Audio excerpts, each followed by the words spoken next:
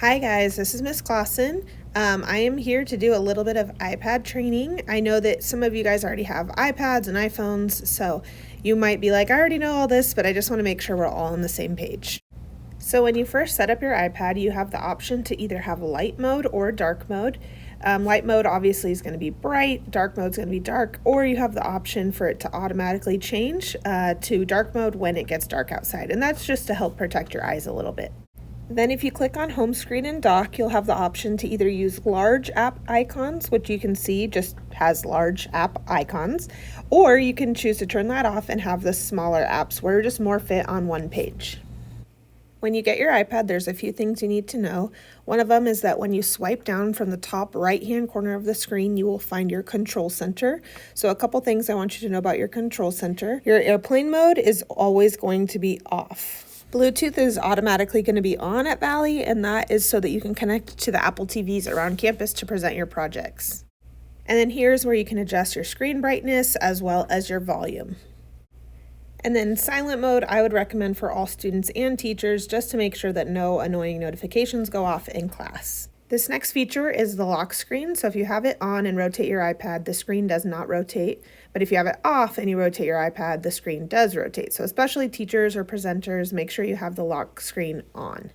Screen mirroring is how you're going to connect to the Apple TVs around campus. So you'll pick the classroom that you're in. A code is going to pop up on the screen as well as your name, and then you're going to type that code in on your iPad, and that's how you'll connect. Make sure to always disconnect before you leave any classroom. In the control center, you'll also see the camera, the timer, and then you can see that I added screen recording, which I'll show you how to add in just a sec. So to add to your control center, you're going to go to settings and then control center, and then you can just see all the green plus signs. If you click the plus sign, it's going to add it into your control center up at the top. If I swipe down, I can double check I added the QR code reader. When you swipe down from the top of the screen, you'll find your notification center. Teachers, I would definitely turn all notifications off. You don't want anything popping up on the screen for kids to see. But if you leave it on, this is where you'll get notifications about, emails or calendar updates or things like that.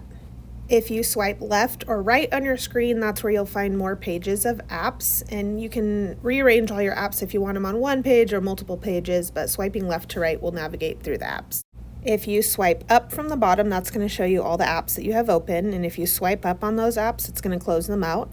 You're going to want to keep those closed because the more apps you have open, the more it's going to drain your battery. And down at the bottom of the page, you have the dock. This is where you want to store any of your commonly used apps, and I'll show you why in just a second. So teachers and students at Valley, I would highly suggest putting OneDrive, Outlook, Word, PowerPoint, and either Safari or Chrome down on your dock. Over to the right, you'll notice there's a little line with 3 apps to the right. Those are your recently used apps. So especially teachers, I would turn off your recently used apps. So you're going to go into settings and then home screen and dock. And then you're going to turn off show suggested and recent apps in dock. And so that's just going to be the apps that you use all the time. Okay, you can also turn off show app library in dock, and that's going to take away that folder of all the apps you can use, but I'm going to leave that on just so that I have access to all the apps if I need them. To move something onto the dock, I'm going to hold down on it until it shakes, or I can hold down on it and push edit home screen, and I just drag it onto the dock. And then if I don't want something on the dock, I can just drag it off the screen. I can also use that same method to rearrange all the apps that are on my home screen, so I can just basically drag them from place to place, or I can put them into folders by holding one app over top the other app. And then if I click on that, I can actually rename it. So I would definitely suggest students to organize your apps. It's funny how everyone organizes their apps, but I've seen by college, office apps, Apple apps, things I don't use. I've seen people organize by color, but I would recommend that you organize it so that you know where to find the things you're looking for. And then when you're done, just click the done button in the top right corner to stop editing. All right, one thing that we love is the split screen feature. So if I have an app open, I can actually drag something up from the dock over to the side of my screen, and I can split screen it. So if I'm working on homework in one and doing research on the other, or if I'm taking notes on one and looking at my class notes on another, I can split screen, which is awesome. If I click on this little tab in the middle, I can drag it so that it's 25%, 75%, 50-50, or 75-25. You also have the option of just dropping the second screen above the other layer. And what's interesting about this is you can actually drop more than one screen. So if you swipe up, you can view all your research tabs, or, if you're looking at one document in OneDrive and one in Word, you can kind of be toggling between those items. One tool that I have found especially helpful for students is the Zoom box. So once you set it up, you can basically triple click on your home button. It brings up this Zoom box where you can actually zoom in on the page, write, zoom out, and then you can see it's a lot neater than if you were just writing on the page. You also have the option to zoom in even more, so you can write in even smaller places, or you can make your Zoom box bigger so that's a little easier to write. So this is just a really cool tool.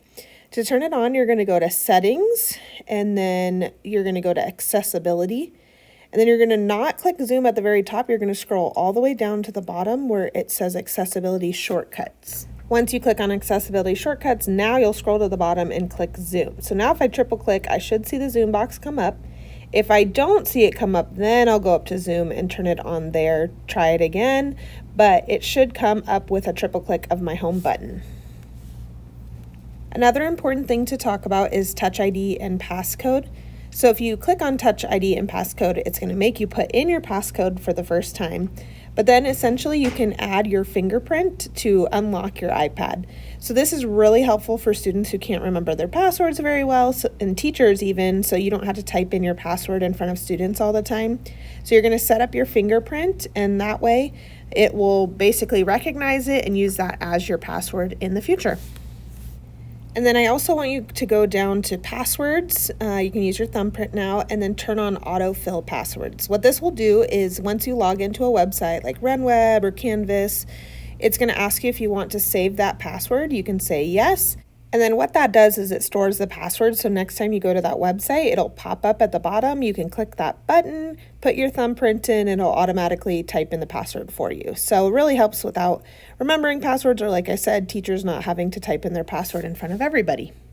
All right, and the last thing for this basic iPad setup video is self-service. So self-service is the app store for students. You don't have the traditional app store, you just have self-service.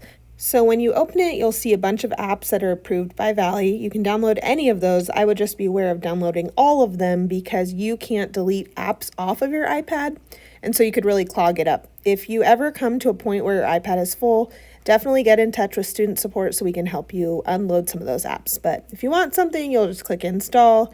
It'll install it on your iPad. If there's something you need for class that is not in self-service, it will have to be a teacher's request to the tech department for us to approve a new app. All right, that concludes video 1 of tech training, so sit tight for a few more.